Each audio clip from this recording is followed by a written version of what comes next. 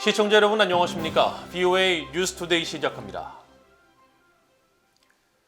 커트 캠벨 백악관 국가안보회의 인도태평양 조정관이 바이든 정부 인도태평양 전략의 핵심 중 하나로 동맹과의 심도 있는 협력을 꼽았습니다.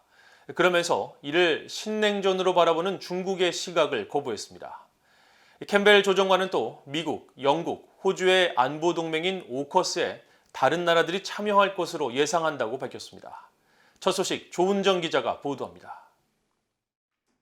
바이든 행정부에서 아시아 정책을 주도하는 커트 캠벨 백악관 국가안보회의 인도태평양 조정관은 19일 미국 평화연구소가 주최한 대담에서 동맹 강화의 중요성을 거듭 강조했습니다.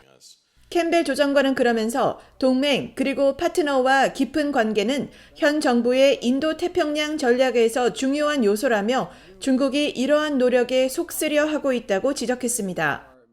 At the virtual meeting, President Xi made very clear that a number of things that the United States is doing cause China some heartburn. And I think at the top of that list is our bilateral reinforcing and revitalizing our bilateral security alliances with Japan, with South Korea, with Australia, the Philippines, and Thailand.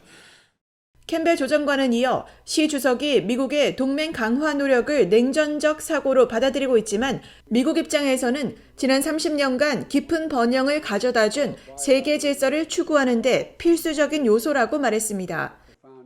또 동맹과 기술 협력에 있어 지금까지 가장 큰 협력 분야는 반도체라며 한국, 타이완, 유럽 국가들을 언급했습니다. 캠벨 조정관은 한편 중국이 1990년대 중반부터 조선, 핵 등 전 분야에 걸쳐 사상 최대의 국방력 강화에 나섰으며 많은 아시아 국가들이 마쿠에서 이에 우려를 나타내고 있다고 지적했습니다. 미국, 영국, 호주의 안보 동맹인 오커스는 이에 대한 대응 성격이라면서 앞으로 다른 나라들의 참여 가능성도 시사했습니다. This part of the arrangement is meant to be an open architecture, and we expect that other countries, both in Asia and Europe, will participate with us. Perhaps not immediately, but over time. So it's made clear that they'll have to be careful work in terms of scoping about certain sharing of sensitive technology. 오커스는 최근 구축된 미국, 영국, 호주의 안보 동맹으로 안보와 국방기술 협력을 도모하며 특히 호주의 핵 잠수함 보유를 지원할 예정입니다.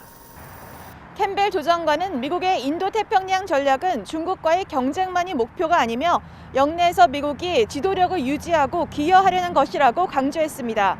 VOA 뉴스 조은정입니다. 조 바이든 미국 정부가 최근 러시아 등의 랜섬웨어 대응을 강조하고 있는 가운데 북한의 사이버 역량도 주변국을 위협한다는 지적이 거듭 제기됐습니다. 또 북한 연계 해킹 조직이 올해 사이버상에서 신분 도용 공격에 집중했다는 분석도 나왔습니다. 박형주 기자가 취재했습니다. 바이든 행정부의 사이버 안보 정책을 총괄하는 크리스 잉글리스 백악관 국가사이버국장은 18일 민간단체가 주최한 사이버 안보 관련 회의에서 북한이 최근 미국 정부의 랜섬웨어 대응 국제회의를 비난한 것에 대해 질문을 받았습니다. 잉글리스 국장은 이에 대해 당시 회의에 참석한 35개국 모두 랜섬웨어는 미국뿐 아니라 모든 나라의 문제라는 인식을 공유했다며 북한 정부의 비난은 대응할 가치가 없다고 일축했습니다. North Korea would say that. That's not the least bit surprising. I just don't think that I have, any sense of credibility in the spokesperson there. 사이버 안보를 주요 국정 현안으로 다루고 있는 바이든 행정부는 지난 2일 한국과 일본 등 35개국과 함께 랜섬웨어 대응 국제회의를 개최했는데 북한 외무성은 최근 이와 관련해 미국은 세계적인 해킹 공격 사건이 일어날 때마다 병적 거부감을 가지고 우리를 때도 없이 걸고 들고 있다고 주장하며 이는 허위와 날조로 일관된 또 하나의 반공화국 모략극이라고 비난했습니다. 미국이 최근 범정부 차원에서 사이버 안보를 강조하는 것은 미국 연방정부기관과 인프라망 등을 겨냥한 러시아발 랜섬웨어 공격이 직접적인 원인이지만 북한 또한 국제사회에서 악의적인 사이버 행위자로 지목되고 있습니다. 북대서양조약기구 나토의 미르시아 지오아나 사무부총장은 18일 아일랜드 경제연합회가 개최한 사이버 안보회의에서 중국과 러시아와 함께 북한을 지목하며 이들 국가들이 사이버 역량 등을 증강하며 주변국을 위협하고 있다고 지적했습니다. Countries like North Korea use cyber, drone and missile technology to threaten neighbors and further their interests. 이런 가운데 미국의 사이버 보안 전문 업체인 프루프 포인트는 이날 북한 정부와 연계된 TA406이라는 이름의 해킹 조직이 올해 사이버상에서 갈취, 사기, 첩보 활동을 집중적으로 펼쳤다는 내용의 보고서를 발표했습니다.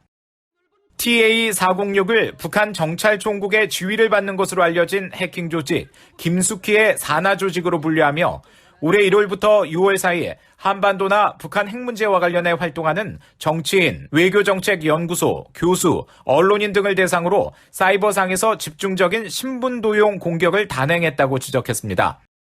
특히 북한이 연이어 미사일 시험 발사를 단행했던 지난 3월에는 외국 정부의 선출직 공무원과 금융기관을 비롯해 기업 경영진 등 고위 인사를 대상으로 해킹 공격을 시도했다며 공격이 정보 수집이나 신분 도용을 위한 목적보다는 정치적 목적일 가능성이 있다고 해석했습니다.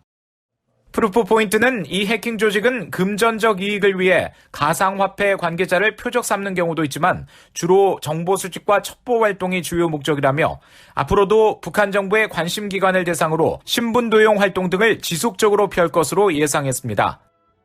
VOA 뉴스 박형주입니다. 일본의 하야시 요시마사 신임 외무상과 왕이 중국 외교부장이 18일 첫 전화회담을 갖고 북한 문제 해결 등 영내 현안을 논의했다고 일본 외무성이 밝혔습니다. 일본 외무성은 이날 보도자료를 통해 양측이 기시다 총리 내각 출범 이후 첫 전화회담을 열고 북한 문제를 포함한 국제 정세에 대해 논의했으며 특히 북한 정권에 의한 일본인 납북자 문제 즉각적인 해결을 위한 양국의 협력을 확인했다고 밝혔습니다.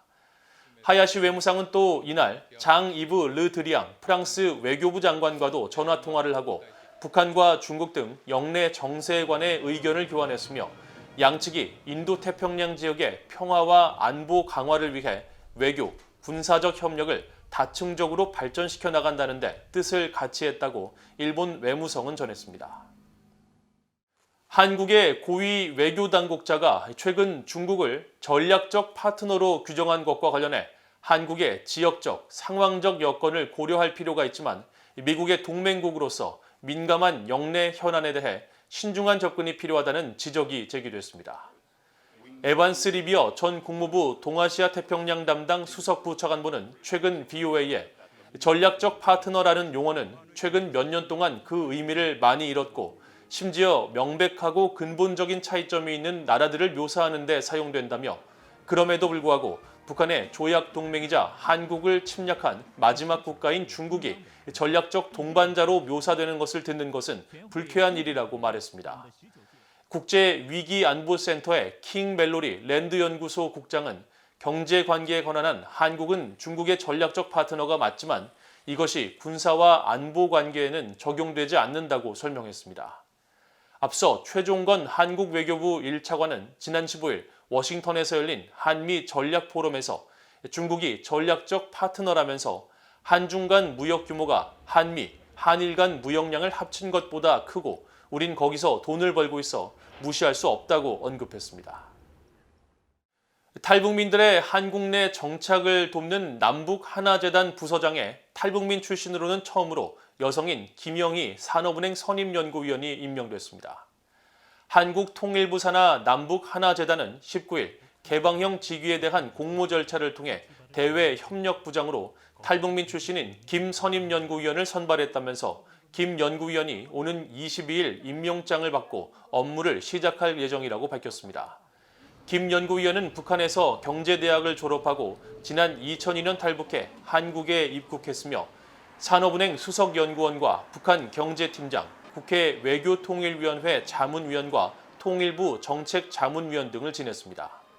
남북 하나재단은 북한 이탈 주민의 성공적인 정착과 생활 안정을 지원하기 위해 북한 이탈 주민의 보호와 정착 지원에 관한 법률에 따라 2010년 9월 설립된 기타 공공기관으로 하나재단에서 탈북민을 부서장으로 임용한 것은 2010년 재단 창립 이래 처음입니다. 이상으로 VOA 뉴스투데이를 모두 마칩니다. 시청해주신 여러분 고맙습니다.